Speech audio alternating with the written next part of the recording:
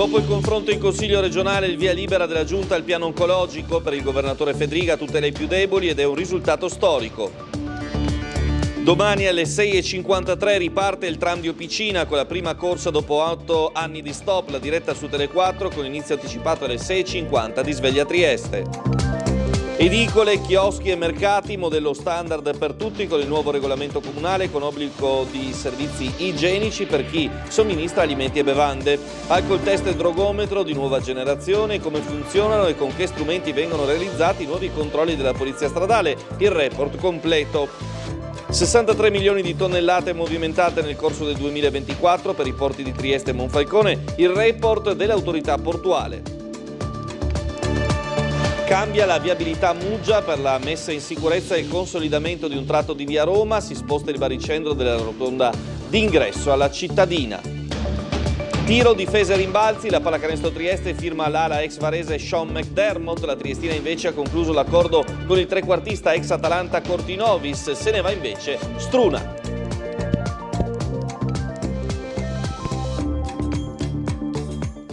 Buonasera e bentrovati alla nuova edizione del telegiornale di Tele4. Approvata dalla Giunta regionale la rete oncologica del Friuli Venezia Giulia, un lavoro dibattuto da professionisti e politica che ha come obiettivo la tutela dei pazienti con percorsi più lineari nell'accesso alle cure. Dopo le polemiche, il voto in Consiglio regionale, oggi il passaggio in Giunta e la spiegazione in conferenza stampa da parte del governatore Fedriga e dell'assessore Riccardi. Bernardo Gulotta.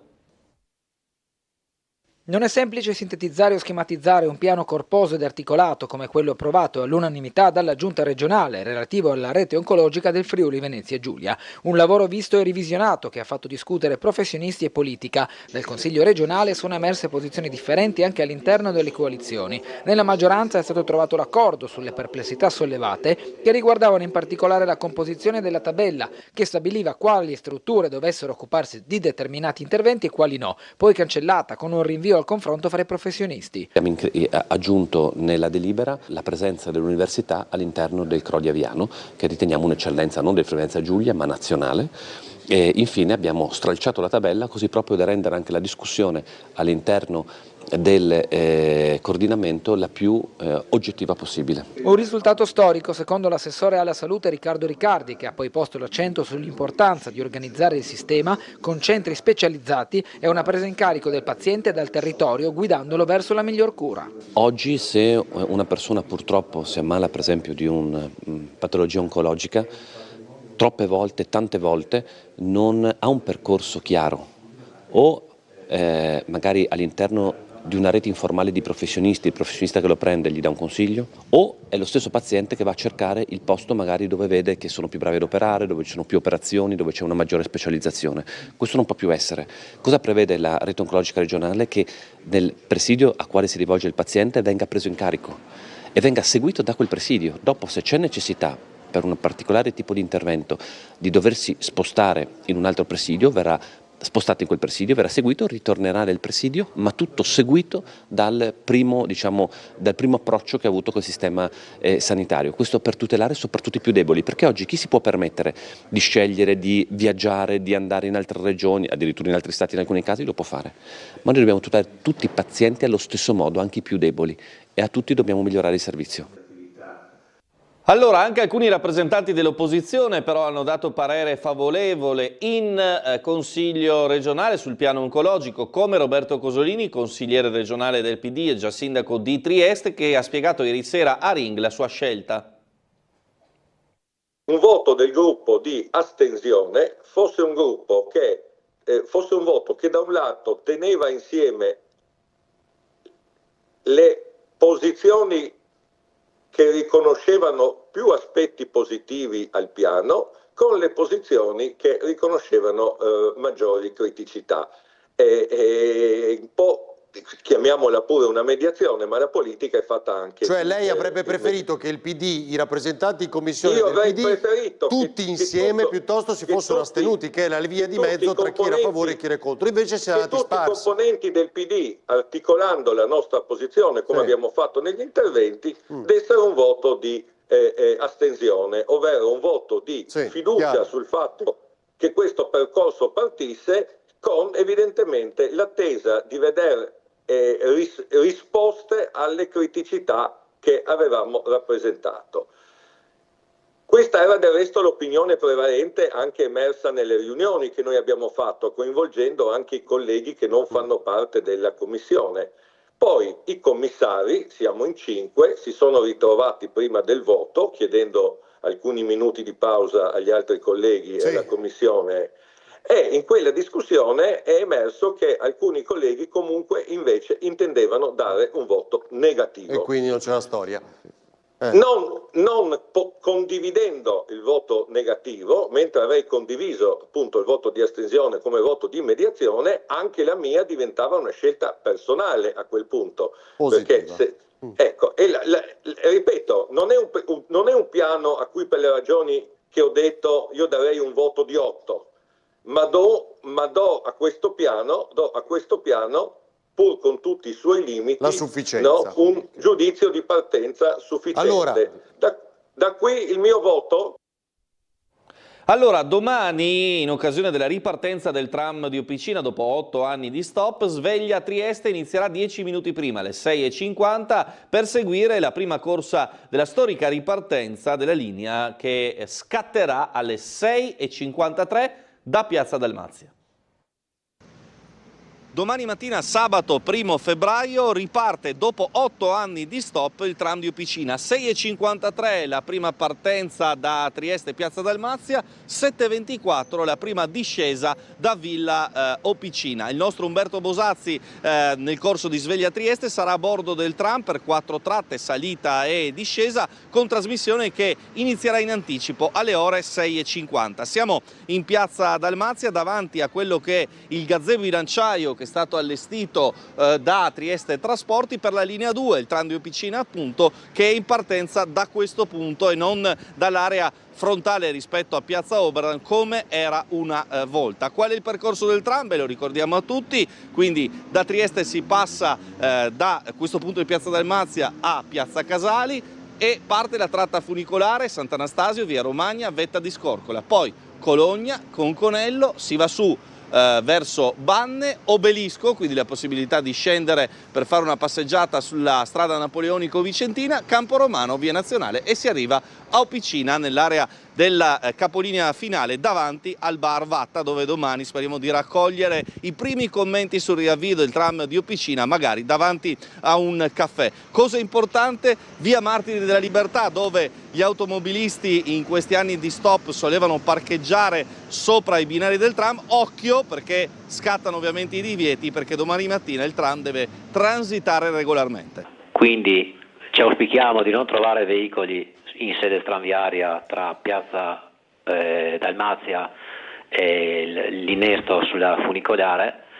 Già dalle 6:45 ci saranno appunto i primi viaggi e saremo presenti per dare assistenza eventuale agli operatori del tram. La linea 2 Barrata, che faceva capolinea nell'area del tram a Opicina, è stata spostata di fronte al Barvatta, per capirsi, quindi anche per chi eventualmente usufruisce di quel servizio a Opicina faccia attenzione perché hanno cambiato il capolinea. Allora, cambia dopo 24 anni il regolamento municipale per il commercio sul suolo pubblico che riguarda mercati e chioschi. Per il centro storico ci sarà un modello standard per tutti i commercianti. Ha seguito per noi le novità comunicate oggi Bernardo Gulotta. Si chiama Chiosco Trieste ed è il modello che è stato realizzato dagli uffici comunali per fornire le linee guida dei futuri chioschi cittadini che nelle aree del centro, nei borghi carsici e nel centro allargato saranno lo standard a cui i commercianti dovranno nel tempo adeguarsi. Il Comune dopo 24 anni, con la necessità di rendere attuale la sua stesura fra intoppi burocratici e pandemia, ha rimesso in mano ed ha ultimato il regolamento per la disciplina del commercio su aree pubbliche. Sono interessati i mercati e i chioschi che operano sul suolo municipale. Soprattutto nel centro città, laddove la densità di chioschi ed edicole è particolarmente significativa. Abbiamo colto l'occasione per fare una scelta di uniformità e di uniformità estetica di queste strutture, proprio per valorizzare il centro cittadino, per valorizzare appunto l'impatto e l'insediamento in zone che sono di pregio architettonico, monumentale e quindi anche bisognoso di tutela, e quindi credo che la proposta che facciamo sia una buona soluzione per permettere a determinate attività di fornire anche un servizio ai cittadini. Verrà spostato il mercato da Piazza Puecher a San Giacomo, saranno eliminati quelli di Via dei Mille e Piazza Foraggi. Le nuove concessioni dureranno 10 anni, ogni chiosco dovrà rispondere ai requisiti minimi igienico-sanitari dotandosi di un WC. Ogni requisito è però diversificato in base al settore merceologico di riferimento, alimentare, non alimentare, di somministrazione alimenti e bevande. Il regolamento effettua una suddivisione del territorio comunale in 4 ambiti territoriali. A ciascuno corrispondono diverse regole relative alla dimensione e tipologia dei chioschi annuali collocabili. All'interno degli ambiti sono individuate 7 aree strategiche caratterizzate dalla prossimità a passeggiate, giardini, parchi e luoghi di particolare interesse storico, culturale e artistico che si distinguono come poli attrattivi e turistici. Sono 134 in totale i chioschi sul suolo triestino. Uno nuovo sarà allestito a Prosecco nei pressi della Napoleonica. In città, in virtù delle nuove norme, alcuni dovranno trovare nuova collocazione. È stato arrestato e piantonato in ospedale al Policlinico Gemelli di Roma Don Paolo Piccoli dopo la sentenza della Corte di Cassazione emessa martedì scorso che, respingendo il ricorso della difesa, ha reso definitiva la sentenza di condanna a 21 anni e 6 mesi di carcere per omicidio volontario pronunciata dalla Corte d'Assise d'Appello di Venezia. Il sacerdote di origini venete, ancora incardinato nella curia dell'Aquila ma a riposo, è ritenuto responsabile della morte di Monsignor Giuseppe Rocco, ex parroco 92enne, trovato senza vita nella sua stanza dell'ex casa del clero di Trieste il 25 aprile del 2014. Proseguiamo per parlare dell'attività della polizia stradale. Nuove vetture, controlli di un tempo ma effettuati con strumenti nuovi, dall'alcol test al drogometro. Le nuove strumentazioni svelate per noi da Gianluca Paladin. Il primo impegno sarà appunto quello previsto per l'8 di febbraio per l'inaugurazione di Go 2025. Nuove automobili in dotazione alla Polizia Stradale di Trieste. Ecco le Alfa Romeo Stelvio 2002 Q4 con motore da 210 cavalli a trazione integrale, presentate oggi nel piazzale davanti all'ingresso del castello di Miramare. Veicoli destinati a pattugliare le autostrade della regione con la prima missione in occasione di Go 2025. Non solo le nuove auto, presentate anche le rinnovate e tecnologicamente potenziate strumentazioni per i controlli su strada. Caratteristiche molto avanzate dal punto di vista tecnologico, un precursore per la sostanza alcolica, l'etilometro che come vedete è diventato di ridottissime dimensioni rispetto a quelli di qualche anno fa, il drogometro particolarmente attuale come strumento, e questo riesce ad analizzare 5 principi attivi, 5 sostanze stupefacenti a base salivare, cioè si campiona la saliva che è un ultrafiltrato del sangue, quindi dà lo stesso effetto fondamentalmente che l'analisi sanguigna. Questo è un software di riconoscimento dei dati del tachigrafo, la scatola nera del camion, indica quali sono i tempi di guida e di riposo dei conducenti professionali e per la polizia stradale è fondamentale. Una DIMA è il nuovo sistema di rilevamento degli incidenti stradali. Abbiamo abbandonato il gesso e la cordella metrica e usiamo un sistema informatizzato. Strumenti resi necessari per gestire al meglio i controlli potenziati in virtù delle nuove regole del codice della strada. Il controllo di polizia stradale è parallelo alle modifiche normative. Noi dobbiamo necessariamente essere al passo, oltre che dei fenomeni sociali e della circolazione stradale, anche della normativa che cambia.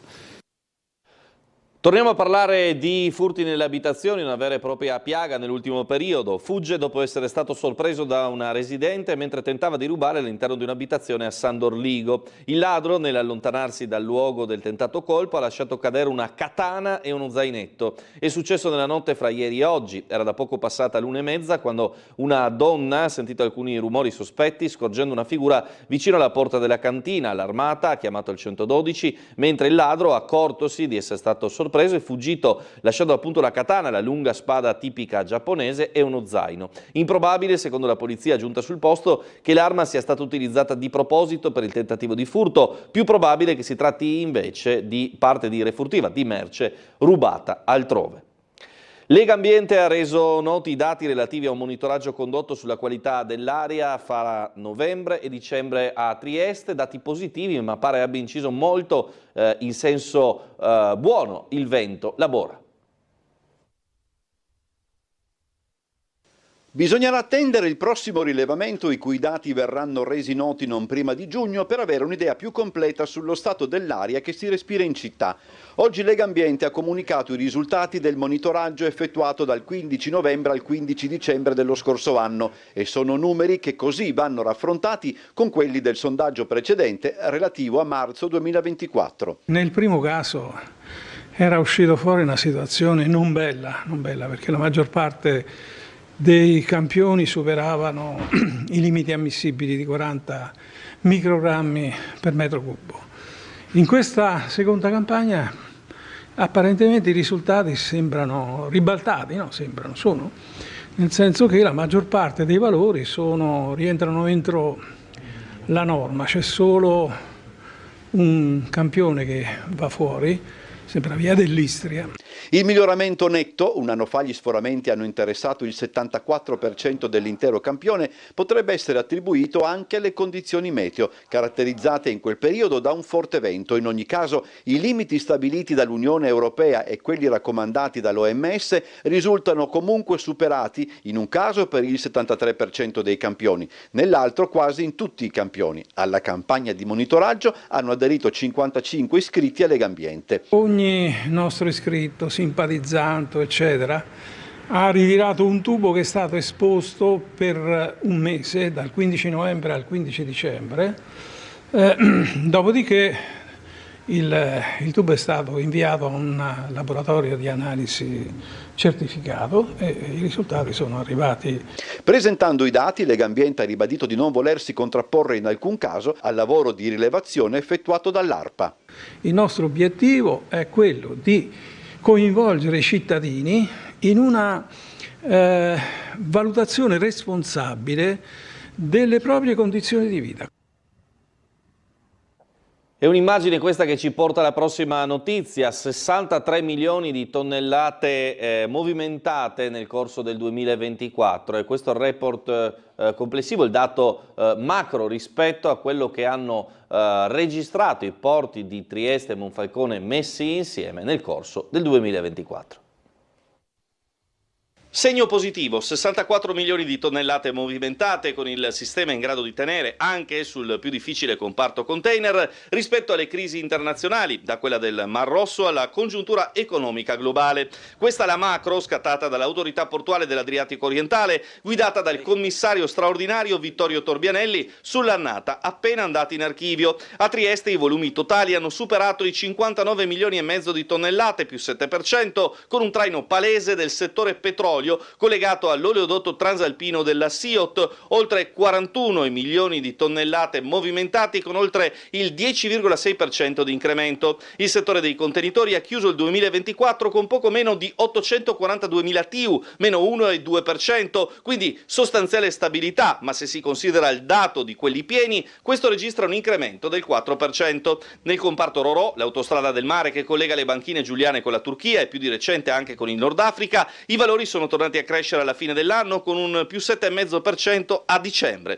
Unità transitate in linea con il 2023 con toccati in aumento dell'8%. Caduta di quasi il 10% per le movimentazioni su rotaia, balzo invece nel settore cereali con un 13% in più, mentre sono 500.000 i crocieristi transitati per un 8% di aumento del traffico delle navi bianche. Lo scalo di Monfalcone invece ha risentito maggiormente del quadro geopolitico e della crisi del settore automotive, chiudendo il 2024 in perdita con una movimentazione complessiva che supera di poco i 3 milioni e mezzo di tonnellate, pari a un meno 6% rispetto al 2023.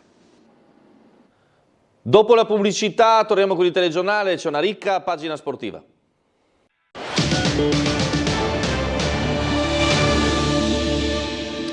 Seconda parte del nostro telegiornale, ci spostiamo a Muggia, dove il nostro Umberto Bosazzi proprio poco fa ha fatto il punto su una rivoluzione della viabilità cittadina necessaria per un problema in via Roma. Sentiamo Umberto. Il problema è sempre quello della tenuta della volta del torrente Fugnani. Il Comune di Muggia dovrà intervenire drasticamente sulla viabilità di ingresso a Muggia con una serie di lavori che prenderanno il via lunedì prossimo, come ci spiega il sindaco di Muggia Paolo Polidori. È vero che le indagini ultime e quindi gli ultimi resoconti sulla la stabilità della volta del Fugnan che passa sopra via Roma non danno risultati confortanti, per cui sarà necessario chiudere un pezzo di via Roma, ma non evitando il doppio senso continua ad esserci. Ovviamente ci saranno dei disagi per quanto riguarda i lavori che ci saranno per lo spostamento della coppa rotatoria. Sparirà definitivamente questo palo e questa coppa rotatoria. Un giorno diventerà una vera e propria rotatoria, finalmente direi, e per cui da questo punto di vista ci saranno dei disagi in giornate che comunicheremo comunque grosso modo dalla prossima settimana. Abbiamo dovuto farlo ovviamente per motivi di emergenza e di sicurezza, e dopodiché diciamo che il perno, il fulcro della coppa rotatoria verrà spostato più in là verso via Tonello e quindi la viabilità verrà spostata interamente. Questo significherà grosso modo mantenere sempre la viabilità a doppio senso, che è importante, però ci sarà qualche spostamento sulle strisce pedonali, da 2 in via Tonello ce ne sarà una, per cui non ci sono grossi stravolgimenti. Ovviamente altro è il discorso relativamente ai lavori che verranno fatti, perché dovranno essere fatti, sui quali si sta andando avanti con la progettazione, che è una progettazione non da poco, perché diciamo l'importo dei lavori è sui 2.700.000 euro, quindi non cosa da poco, che più o meno progettazione dovrebbe terminare verso fine febbraio. E dopodiché con le risorse che abbiamo a disposizione noi, poi stiamo vedendo anche con la Regione, perché è una questione di grosso impatto dal punto di vista sia viabilistico ma anche di impegno finanziario, la Regione speriamo, ma insomma siamo sulla buona strada per avere un aiuto anche per quanto riguarda i lavori che dovranno essere fatti su via Roma e anche su Largo Caduti. Allora, giunta di grande talento per la pallacanestro Trieste, che con il general manager Mike Arcieri ha firmato l'ala americana ex Varese Sean McDermott. Non cambia nulla, nel senso che a questo punto gli stranieri sono 7 e non 6 come da regolamento, quindi uno dovrà andare in tribuna di partita in partita, quindi rimangono tutti e sarà compito dell'allenatore scegliere i 6+6, quindi 6 americani, 6 stranieri più 6 italiani che scenderanno sul parquet. Grande tiratore, ottimo difensore e rimbalzista, la pallacanestro Trieste firma il problem solver Sean McDermott, l'ala piccola, all'occorrenza giostra anche da numero 4, che va a incastonarsi come un'aggiunta di livello nel roster a disposizione di coach Christian. L'atleta 28enne di 1,98 m, meglio chiarirlo subito, arriva, almeno per il momento, come 7° straniero. Dunque, uno di questi dovrà stare in tribuna e tutte le prove portano a Justin Reyes, ancora lontano dalla forma migliore. Il ragazzo, già visto in maglia varese l'anno scorso, torna in Italia dopo una parentesi nella Lega turca con il Pinar, dove ha giocato anche in Champions League. La sua leadership, la mentalità orientata al lavoro di squadra, l'instancabile etica del lavoro e la sua competitività si integrano perfettamente con il nostro team e la nostra cultura, ha spiegato il GM Mike Arcieri. La sua capacità di mettere costantemente sotto pressione la difesa e di creare opportunità sia per sé che per i compagni è di livello assoluto. Nativo di Henderson nell'Indiana, dopo l'esperienza universitaria alla Butler è stato scelto dai Memphis Grizzlies per poi giocare in G League prima del suo approdo in Europa. Con Varese una stagione a quasi 14 punti di media, con il 57% da 2 e il 40% da 3, con doti di leadership che gli sono valse anche la fascia di capitano. Secondo gli addetti ai lavori, assieme a Uthoff e Brown, compone un terzetto di giocatori attacco-difesa, cioè con caratteristiche spiccate su entrambi i lati del campo, di valore assoluto per la Serie 1. Allora, a proposito di basket, domani sera la pallacanestro Trieste alle 20:30 dovrà vedersela con Tortona, sfida chiave in ottica playoff in cui conta non solo vittoria o sconfitta ma anche la differenza canestri che va mantenuta a favore. Yeah, you know, statistically our two teams are so similar in almost every stat which means it's going to be an incredible challenge, an incredible game on Saturday when you have two teams that both value a style of play and a way to attack it. I think one of the biggest areas for us and for them is just going to be who sets the tone defensively. You know, both teams play at about the same pace and thrive on creating easy opportunities. The better defensive team, the better rebounding team. We're one of the best offensive rebounding teams in our league. We need to hold that advantage against them. Sarà una 18ª giornata di importanza capitale per la Pallacanestro Trieste, che dovrà vedersela in casa contro la Bertram Tortona, con cui si trova appaiata in classifica quota 20, con differenza canestri a favore di soli 3 punti da difendere. Finì 82-85 all'andata. Baldasso, Kamagate e Wims furono i migliori per la formazione di De Raffaele all'andata, quando Trieste vinse grazie alla accoppiata Ross-Valentine, ma più complessivamente è un turno di campionato che determinerà molto in prospettiva playoff, dallo scontro al vertice fra Trento e Trapani al match fra Virtus e Venezia, che potrebbe rilanciare definitivamente i lagunari in caso di un colpo in terra bolognese, insidiando le posizioni di classifica proprio di Trieste e Tortona. Coach Christian confida molto nel pubblico del Palatrieste e nei suoi playmaker per portare a casa la sfida di domani sera alle 20:30. Our environment is always so electric. It gives us such a lift when we're at home. We've made a focused effort on making sure we play our best at home and giving ourselves the opportunity to do that. We're going to need our fan support, and we're going to need ourselves being our very best. Obviously a hugely important game because of the tiebreaker situation, but also for us, we just really want to be playing good basketball, and I think that's important for us, playing at our best. Not just being at our best and our best required, but playing at our best all the time. We have not done that consistently yet, but that's there for our team. Our point guard play and the way that they can move the ball and the way they can create and organize our team, that's there for our team. I'm looking forward to watching that be really consistent and then watching everybody really be elevated because of the outstanding play of our backcourt. Allora, firmato invece dalla Triestina in queste ultimissime battute del mercato di gennaio il centrocampista e trequartista Alessandro Cortinovis, 24 anni, arriva a Trieste a titolo temporaneo dell'Atalanta Under 23 fino al termine della stagione sportiva corrente. Cresciuto nel vivaio dell'Atalanta, ha contribuito alla conquista di 2 scudetti e una Supercoppa Primavera, ha esordito nel professionismo con la maglia della Regina con 30 partite, un gol e 2 assist in Serie B. Poi l'anno successivo Hellas Verona, esordio in Serie A, poi Cosenza in Serie B, 12 presenze. In nerazzurro è ritornato la scorsa stagione collezionando 20 presenze.